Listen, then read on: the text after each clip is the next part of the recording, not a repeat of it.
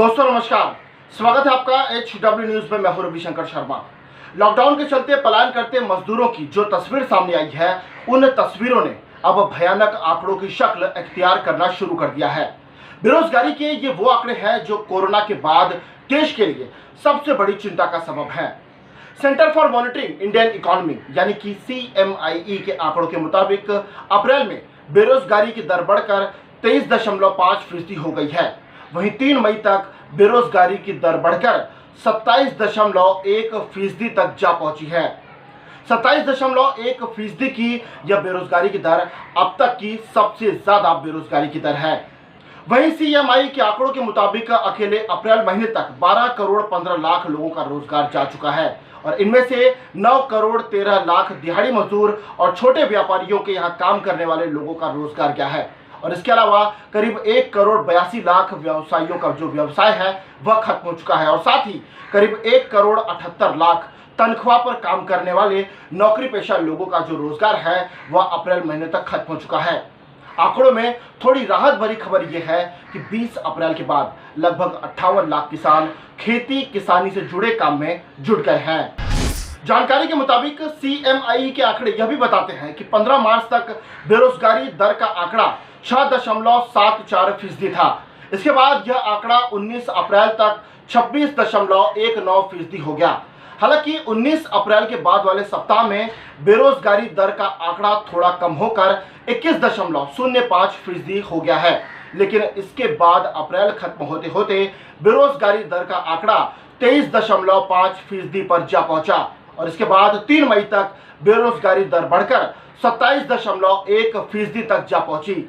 यानी इन आंकड़ों को देखकर यह समझा जा सकता है कि लॉकडाउन के बाद से ही देश में बेरोजगारी दर कितनी तेजी के साथ बढ़ रही है। लॉकडाउन के चलते देश में जो भी बेरोजगारी बढ़ रही है उसने तकरीबन हर एक तबके को छुआ है। लगभग हर सेक्टर में संगठित और असंगठित कामगारों पर बेरोजगारी की मार लॉकडाउन के चलते पड़ी है।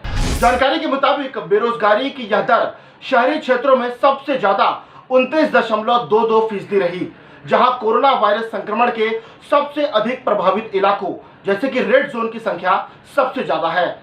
ग्रामीण क्षेत्रों में बेरोजगारी की दर 26.69% थी। प्रधानमंत्री नरेंद्र मोदी द्वारा कोरोना वायरस के संक्रमण को रोकने के लिए 25 मार्च को देशव्यापी लॉकडाउन लागू करते समय ही विश्लेषकों ने बेरोजगारी की चेतावनी दी थी। तो वहीं लॉकडाउन के चलते आर्थिक गतिविधियों में ठहराव आ गया और दिल्ली साथ ही साथ मुंबई जैसे शहरी केंद्रों में बड़ी संख्या में प्रवासी मजदूरों के पलायन से विश्लेषकों की जो आशंका थी वह सही साबित होने लगी। सरकार ने अब तक इस संकट से निपटने के लिए करीब 1,70,000 करोड़ रुपए के राजकोषीय प्रोत्साहन की घोषणा की है, जिसका बड़ा हिस्सा आर्थिक रूप से कमजोर वर्ग के लोगों को आय और भोजन सहायता मुहैया कराने के लिए है। जब देश भर में बेरोजगारी की दर बढ़ी है तो लाजिम सी बात है कि इस बेरोजगारी ने देश के तकरीबन हर राज्य को प्रभावित किया है। अगर बड़े राज्यों के आंकड़ों की बात करें तो बेरोजगारी दर बढ़ने के मामले में पहले पायदान पर तमिलनाडु है, वहीं दूसरे पायदान पर झारखंड है तो तीसरे पायदान पर बिहार का नाम सामने आया है। तमिलनाडु में बेरोजगारी दर 49.8% रही है, वहीं झारखंड में यह आंकड़ा 47.1% रहा है तो बिहार में यह आंकड़ा 46.6% की है। वहीं अगर उन राज्यों की बात करें जहां पर बेरोजगारी दर सबसे कम रही है तो इसमें पहले नंबर पर पंजाब आता है, दूसरे नंबर पर छत्तीसगढ़ है तो तीसरे नंबर पर तेलंगाना का नाम आता है। पंजाब में बेरोजगारी दर 2.9% रही है, वहीं छत्तीसगढ़ में यह आंकड़ा 3.4% का है, जबकि तेलंगाना की बात करें तो यहाँ पर बेरोजगारी की दर 6.2% की है। लॉकडाउन के चलते यूं तो सभी उद्योगों पर मार पड़ी है, लेकिन छोटे और मझले उद्योगों पर सबसे ज्यादा मार पड़ी है और इसके साथ ही होटल और रेस्टोरेंट उद्योग पर भी इसका काफी कुप्रभाव देखने को मिला है। और इसके अलावा multiplex, retail, aviation, manufacturing, media उद्योग पर भी लॉकडाउन का बेहद बुरा असर हुआ है और इसी के चलते बड़े पैमाने पर नौकरियां और रोजगार छीने जाने का खतरा अभी भी मंडरा रहा है। अब खबरें पाइए सबसे पहले हमारे मोबाइल न्यूज एप्लीकेशन पर।